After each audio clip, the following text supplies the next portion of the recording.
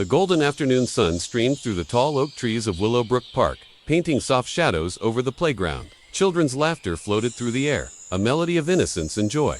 On a quiet bench sat Jessica Reynolds, watching her 7-year-old daughter, Lily, gently sway back and forth on a swing. Her long brown hair glistened like silk ribbons in the breeze.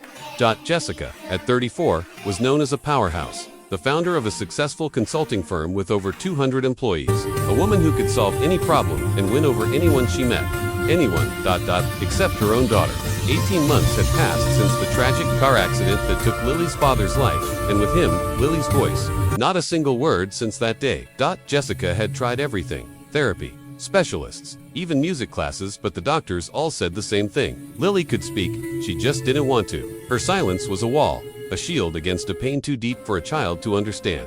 That afternoon, Jessica hoped the park might do what therapy couldn't: bring her little girl back to the world again. But as usual, Lily stayed quiet, playing softly, eyes distant and full of unspoken thoughts. Then, someone unexpected happened. A man approached the swings with his daughter. He looked to be in his early 30s, wearing a casual blue shirt and an easy smile. His daughter, a bubbly girl with bright blonde hair, ran ahead. "Hi there," the man said warmly. "I'm Michael, and this is my daughter, Emma. Mind if she takes the swing beside you?" Lily glanced up, met his kind eyes, then looked at Emma and nodded politely before continuing to swing. Emma hopped onto the swing next to her, kicking her feet. "I love swings," she said with a giggle. "They make me feel like I'm flying. Do you like to fly?"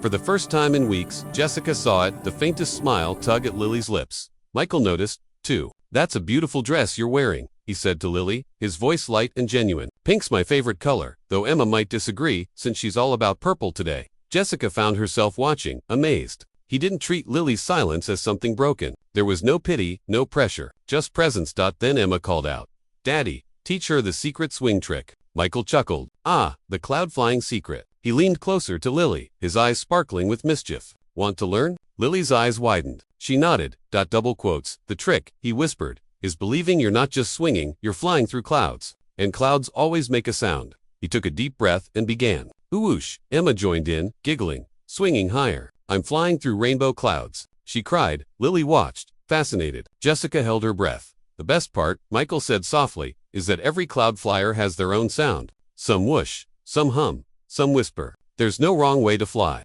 Jessica could almost see the war happening inside her daughter, fear on one side, longing on the other.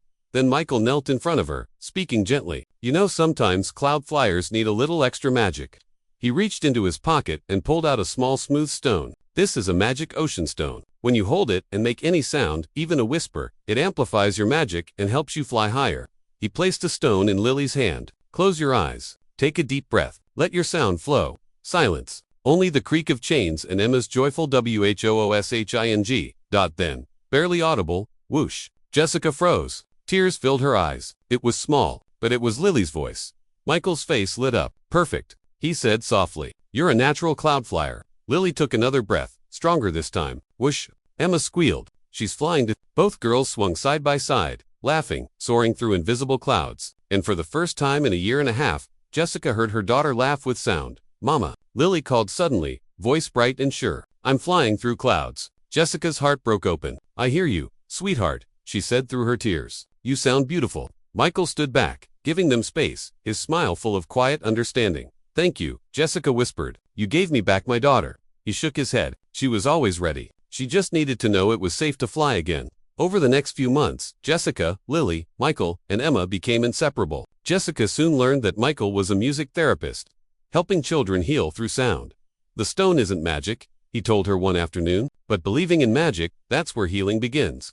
Lily's recovery wasn't instant. There were still quiet days, but little by little, her voice grew stronger. 6 months later, at her school recital, Lily sang a duet with Emma, her voice clear, confident, full of joy. Jessica squeezed Michael's hand. "I used to think losing her voice was the worst thing that could happen," she said softly. Michael smiled. And now, Jessica looked at her daughter, radiant under the stage lights. "Now I know sometimes we have to lose our voice before we can discover what we truly want to say." As they left the hall, two families walked side by side, bound by friendship, healing, and the quiet kind of magic that only kindness can bring.